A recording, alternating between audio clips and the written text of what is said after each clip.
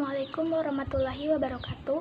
Perkenalkan, nama saya Komalasari Dewi, kelas 10 PPLG 2. Di sini saya akan menjelaskan tentang materi pertama informatika.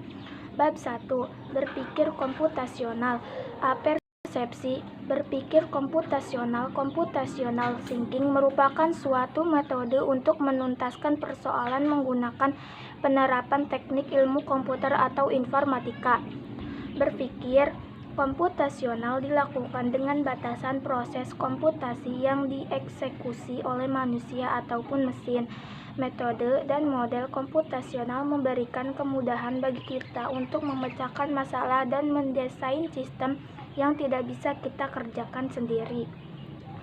Berpikir komputasional mencakup pemecahan masalah, mendesain sistem, dan memahami perilaku manusia dengan merancang konsep berbasis teknologi komputer.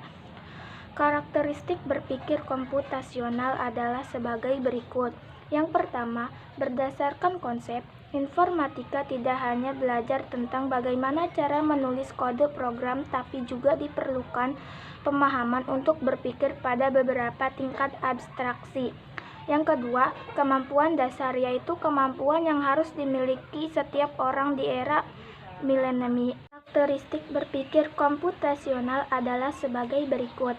Yang pertama, berdasarkan konsep, informatika tidak hanya belajar tentang bagaimana cara menulis kode program, tapi juga diperlukan pemahaman untuk berpikir pada beberapa tingkat abstraksi.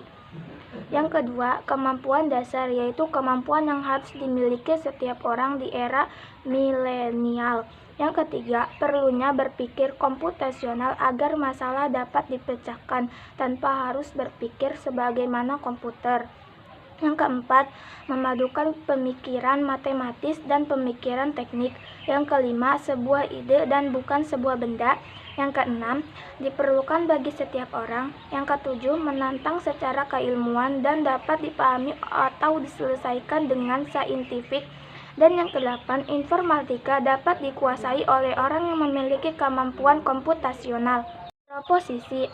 Pengertian proposisi. Proposisi merupakan sebuah pernyataan yang menggambarkan keadaan benar atau salah dalam bentuk sebuah kalimat. Istilah proposisi biasanya digunakan dalam analisis logika di mana keadaan dan peristiwa secara umum melibatkan seseorang atau orang yang dirujuk dalam kalimat proposisi. Kalimat proposisi merupakan sebuah pernyataan yang melukiskan beberapa keadaan dan biasanya tidak selalu benar atau salah dalam bentuk kalimat. Proposisi majemuk. Proposisi majemuk menjelaskan kemajemukan proposisi anteseden dan konsekuen yang dipadukan. Anteseden sering disebut dengan premis dan konsekuen disebut dengan kesimpulan. Proposisi majemuk terdiri atas satu subjek dan dua predikat, atau bisa juga terdiri atas dua proposisi tunggal. Sekian, terima kasih. Wassalamualaikum warahmatullahi wabarakatuh.